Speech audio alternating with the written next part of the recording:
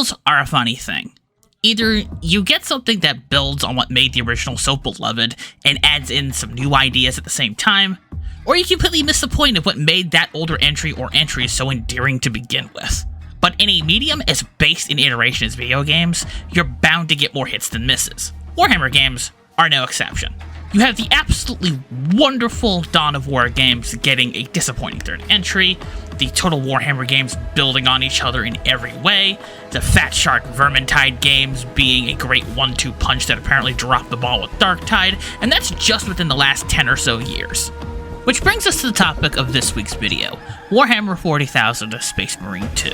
A game that's thankfully more in the former category than the latter. And that's just the campaign. So sit back, relax, grab a drink, and here's a lot of the stuff that I like about Space Marine 2 so far. But to start, I want to talk about my interest in Warhammer and how I curate it. Most of my intake on Warhammer, be it Fantasy, Age of Sigmar, or even 40k, has been limited to primarily memes, whatever video games I think look cool, the Gotrek and Felix novels in Fantasy, and the Kaivis Kane novels in 40k. This is because I've seen what tabletop Warhammer does to people with disposable income, and my cheap bastard sense starts to tingle.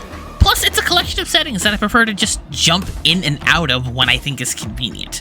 Not because I think that these settings are lesser, but because I'm an adult human with a finite amount of time that I want to spend on other things. The novel series, as I mentioned, are great self-contained stories about a dwarf warrior who's honor-bound to die fighting big and nasty foes in accordance to his culture's traditions, and his human traveling companion / chronicler for the former, and the latter is about a cowardly military officer who, after a mishap led to him becoming a hero, is thrust into increasingly dangerous situations, and he can't back out because he's constantly leaning into the bit and is thus in too deep. Hilarity ensues. He's also the only person in the 41st millennium with a lick of common sense. Anyway, I'm getting off track. This is the lens that I'm approaching this video because it gives me enough of an outsider's perspective to properly talk about Space Marine 2 as a video game, as opposed to being a tie-in product to one of the biggest cultural exports to come out of the United Kingdom since Doctor Who, the Beatles, and colonialism. And also because the entire setting of 40k can be easily summed up as there are no good guys, everything sucks, pick your favorite flavor, suck and scream about how the others are as good as fuck when you beat them. And that's just exhausting, you know?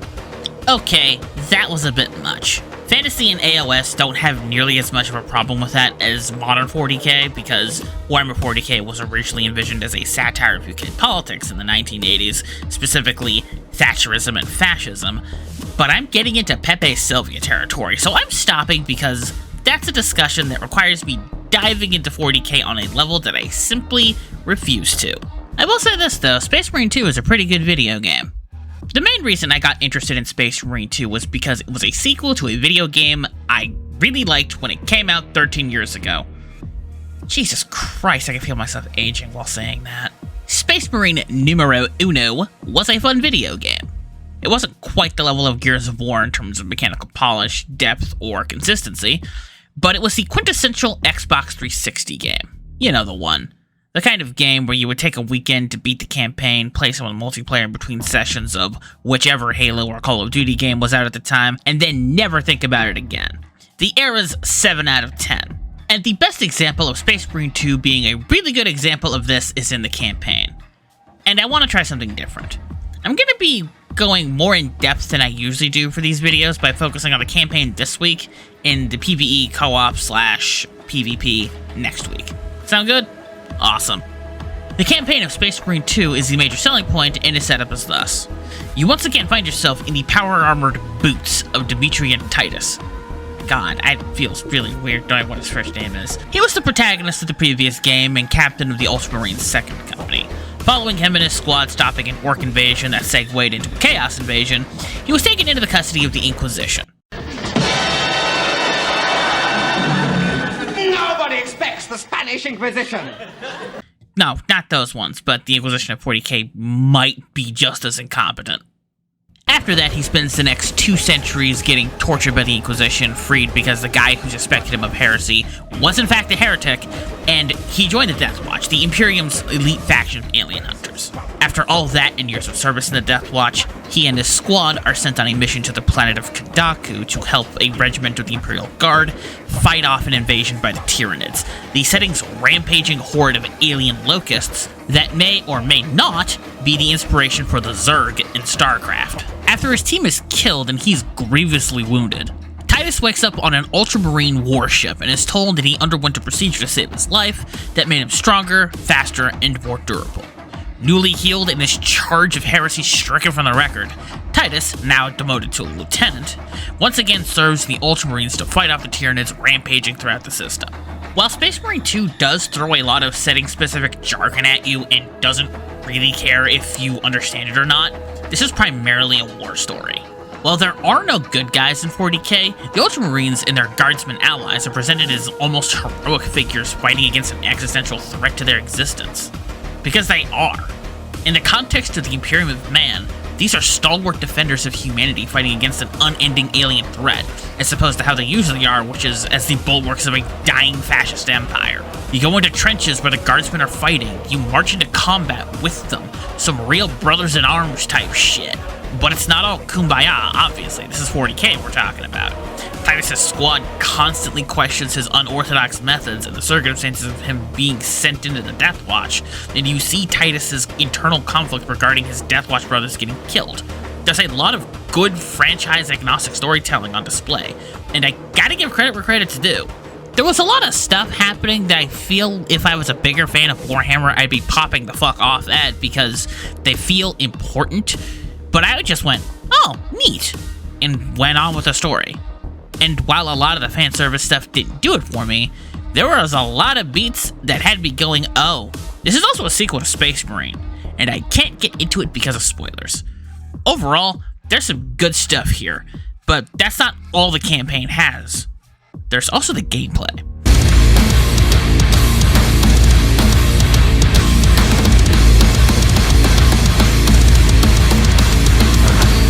Space Marine 2, mechanically speaking, is a third-person shooter that takes a lot of inspiration from Gears of War.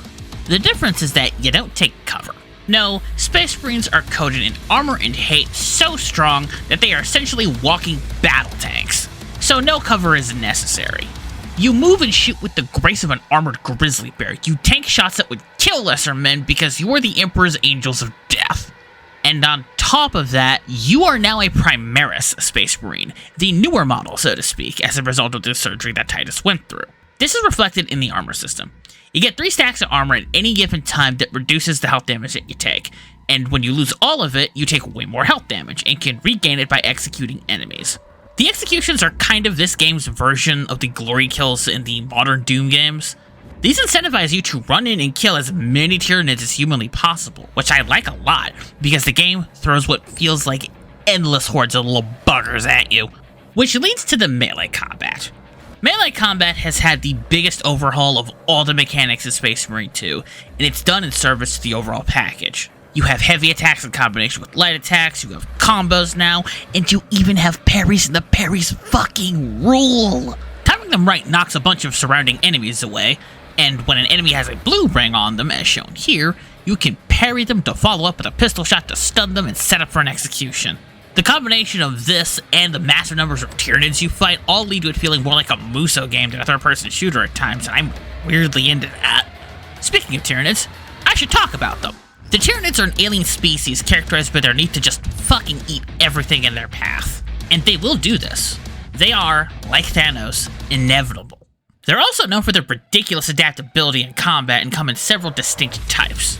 You have the endless waves of Hormigons and Termagons as the baseline melee and ranged units.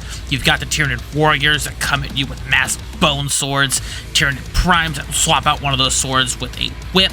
The Zoanthropes are psychic artillery units that channel the hive mind's power and buff under their units while they're on the field.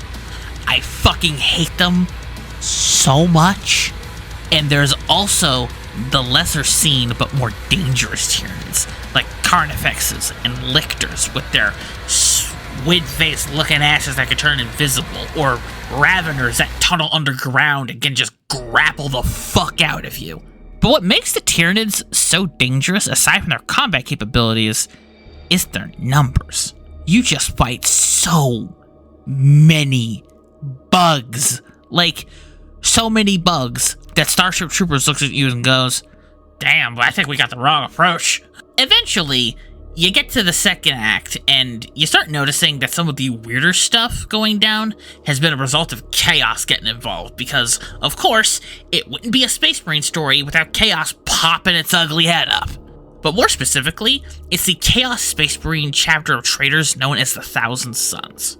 Short version, they're evil Space Marines who worship the Chaos God of Magic and Treachery Tzeentch, are incredibly powerful magic users, and their entire thing is that all but the most powerful among them were turned into dust inside of their armor, with said armor being animated by their disembodied souls and are referred to as Rubric Marines. Think of them as an army-wide and more fucked up version of Alphonse Elric from Fullmetal Alchemist, and you got the right idea. And that's saying something, because then you remember that what happened to Al was already incredibly fucked up. Back on topic. They're the second major force you fight, as well as the Tyranids. And those Rubric Marines are packing magic-infused bolt guns and flamethrowers. They fucking hurt. They're also backed by Chaos Cultists, lesser demons of Tzeentch called Zangors, beefier, more dangerous Scarab Cult Terminator Marines, lesser Chaos Sorcerers, and other enemies that I'm not gonna spoil because I feel like I've gotten to my limit on campaign spoilers. While they aren't as numerous as the Tyranids, the 1,000 Suns and their cohorts more than make up for it by just straight up yeeting magic at you. A fair trade-off as far as I'm concerned. To fight off these enemies of the Emperor, you're gonna need some good weapons, and Space Marine 2 has you covered so far. You get multiple flavors of bolt gun. I'm talking semi-auto, full auto, 3-shot burst, bolt gun SMG. Yes, bolt gun SMGs, you heard me. And while these are all good to use, the niggling little worm in the back of my head that is obsessed with boomer shooters would just not stop screaming about how these all somehow don't feel as good as the bolt gun from Bolt Gun. A lot of it comes down to presentation. In Space Marine 2, these are treated as weapons first and foremost. They're to be swapped out for different purposes when the need calls for it, and that's fine. But the Bolt Gun and Bolt Gun was treated with the kind of awe and reverence when you found it. Plus, it was the workhorse weapon in a boomer shooter. Of course it was gonna shine. I'm not saying that the approach Space Marine 2 takes is bad. It's probably closer to how it feels to use those weapons in the actual universe. Like tools to suit the situation at hand, which is good because the other weapons go super hard.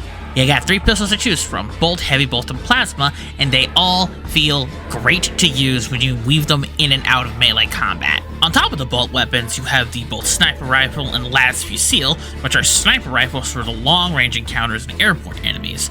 You have the regular Melta and multi-Melta guns for taking out huge enemies in large packs with blasted superheated air, and like the Meltas and Bolt Gun, are great at cooking Chaos Marines inside of their armor, and surprisingly great at air-frying Tyranids. You also have the regular and heavy Plasma Incinerator, which along with the Plasma Pistol can all be charged for extra damage, but also gotta remember that these are 40k Imperial Plasma weapons, meaning that they are so shittily made that if you overheat them, they'll hurt you. And then there's the 3 melee weapons. Your Chainsword, which is a chainsaw that's a sword. God, that's so ridiculous. A power sword that can swap between single target and AoE strikes, and the Thunder Hammer. It excels at bonking enemies so hard they turn to chunky salsa, and also excels at making Mjolnir look like a little bitch. All these weapons make an incredibly focused arsenal that can fit your needs whenever, wherever, for whatever Space Marine 2 throws at you. Overall, the campaign lasts for 9 missions across 3 planets and runs for around 10 to 12 hours. It feels like such a comprehensive single-player component that it feels like it came out of a time machine, and I love it because of it. It has that big Xbox 360 energy in the same way that Evil West did, and in an era of live services, that's pretty refreshing to see. Before I go, I need to talk about some tech stuff real fast. Space Marine 2 was developed by Saber Interactive on their Swarm engine, which they used for World War Z. In that game, you had hundreds of zombies running at you and climbing on top of each other to scale walls. It was all fucking cool. And they use an upgraded version of that tech in Space Marine 2 to simulate there being upwards of thousands upon thousands of Tyranids in the background whenever they show up in large numbers. And this isn't pre-rendered or low-poly models or anything like that. Those are all actual character models interfacing with each other in the environment at the same time. I'm running this game on an RTX 2070 Super for my video card, 16 gigs of RAM, and a Ryzen 3700X for my processor. Not the current bleeding edge, mind you. I built this to run Doom Eternal in max settings when that game was the new hotness in 2020. I bring these up specifically because I was so scared I was going to be running this on less than single-digit frames. But it ran near perfectly outside of some freezing in cutscenes and other small visual bugs that could be ironed out in a couple patches. Overall, this is some RE engine level black magic type shit.